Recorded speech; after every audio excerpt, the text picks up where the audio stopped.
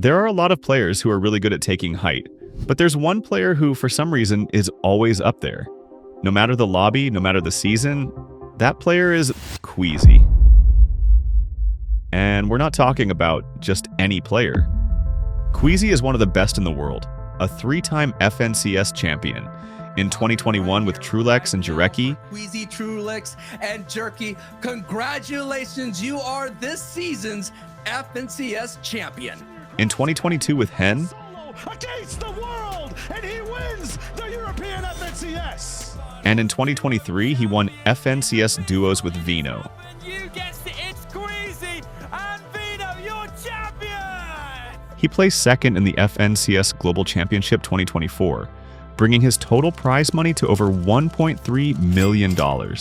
That makes him not only one of the most successful players from Serbia, but one of the top Fortnite players in the world.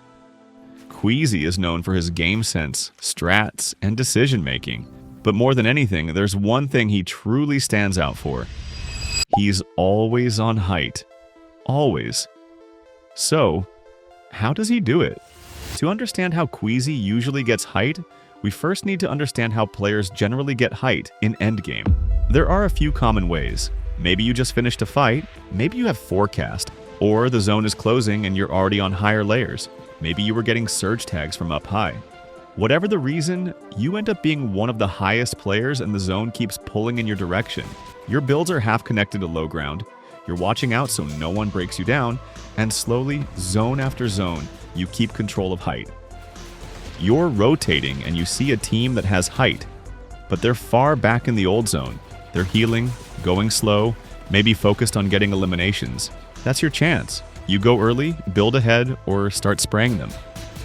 And just like that, you punish them and take height without much risk. It can also happen that you see two teams fighting for height, or you notice a team on wood looking weak, so you start spraying them and go up to take height for yourself. Then there's the classic mistake. You have height, everything's going well, you're spraying and tarping, but you forget to check what's going on under you. And suddenly a team cranks up and takes it from you. All those free points you were farming, gone. And of course, one of the most unlucky ones. You're chilling on height, everything's attached, and then boom! A grenade or whatever broken item is in that season hits you out of nowhere. Happens all the time. But here's the thing, Queasy doesn't just know how to take height in all these ways. He also has one more trick that puts him on another level. He goes for Preheight. But jerks, what does that even mean? Well, let me explain you. Preheight is basically when a player builds up and takes height early, even before knowing where the next zone will close. If the zone does close on you, guess what? You already have high ground super early, and that gives you a massive advantage. All you have to do is make that high ground a bit stronger and you're good to go. But that's not the only benefit. You also get way more freedom to rotate. While other players are struggling to move through low ground or mid layers, you can choose exactly when and how to rotate. In this late game, for example, we can see Queasy using a tower to get surge tags, and at the same time, he sets up a pre-height just in case the zone closes on him.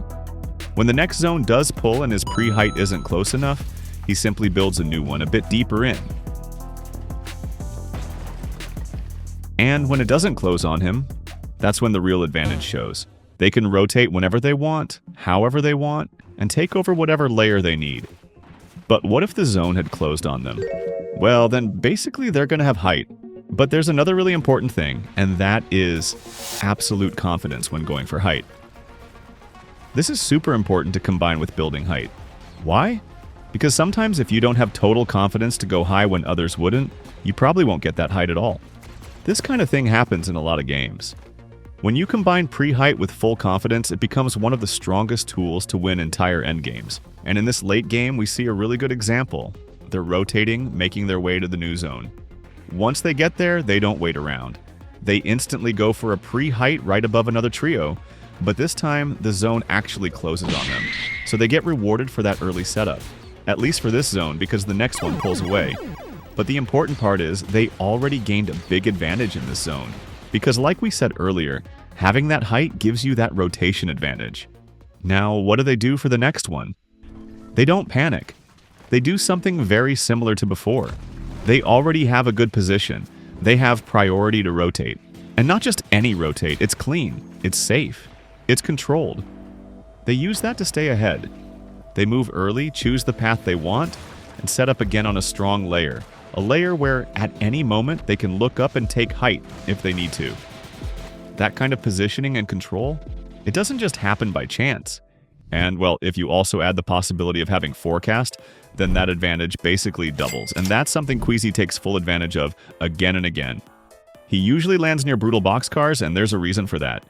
As many of you already know, especially if you've seen our previous video, this season has one of the most powerful NPCs in the game. From the spot where Queasy usually lands, it's pretty easy to reach the forecast bot, and that gives him access to one of the strongest tools in the entire game. Now, of course, it's not guaranteed. Sometimes you don't have enough gold, but when it works, it's a huge power spike. She gives you full zone knowledge. That means you don't just guess where to go, you know. You know if you should set up high, move low, hold position, or go early. And when you combine that information with Queasy's habit of setting up pre-height and playing confidently, it turns into a massive advantage. With Forecast, you don't just react. You plan. You make the move before anyone else does. And that's how you maximize height, how you control the pace of the endgame, and how you force everyone else to play on your terms. And now, if you're wondering whether the same pre-height strategy works in other modes like Reload, the answer is yes. In fact, we can see Queasy pulling it off multiple times during the Pro Aim tournament. For example, here we see him sitting on the edge of the zone, and suddenly he starts building up and going for that pre-height play. He doesn't know where the next zone will close, but he stays up on that same layer anyway. He starts pressuring other teams and keeping that presence. He's not going for elims. He's controlling the area. Then he realizes the zone doesn't pull his way. He pressures another height for a bit, but there's nothing he can do, so he throws a crash pad and starts rotating. This is the moment where you have to decide whether to fight for height or not. In this case, Queasy sees it's not the right moment, so he just focuses on rotating. He opens up some space and sets up in a solid position. Why is this so good? Because he's had a smooth rotation, barely taken any damage, and now he's in a spot where he can keep playing safely and smart, or start thinking about height again. That's the advantage. In this other late game, for example, Queasy was playing from a lower position, but then he starts building up and goes for that pre-height setup we've been talking about throughout the whole video. He starts applying pressure, gives Nick some heals so he can recover, and now it's all about holding that pressure. Suddenly a duo shows up and tries to contest their height. Queasy defends it well. He doesn't get the elim, but he holds them off. That other duo realizes they need to be careful with Queasy and Nick. So Queasy just goes right back up, staying in control. Then the next zone appears, and once he sees it doesn't pull toward them, he starts thinking about rotation. Once you've got the plan and decide to use a crash pad, you'll probably get a clean rotate, keeping that same advantage we've been talking about. Once you're there, it's just a matter of building up again and making sure no one can chop it. You have to stay focused, keep your structure strong, and be ready to defend at any moment. At the same time, make sure to keep the pressure on other players so they know you're in control of all the height. This way, you force them to play carefully and respect your position. You wouldn't have this advantage if you were stuck in low ground. You wouldn't have vision, and everyone would see you using the crash pad. You'd probably take some damage. But up here, it's safe, it's clean, and it gives you options. Learning something new? Make sure to subscribe and stay one step ahead. Thanks for watching.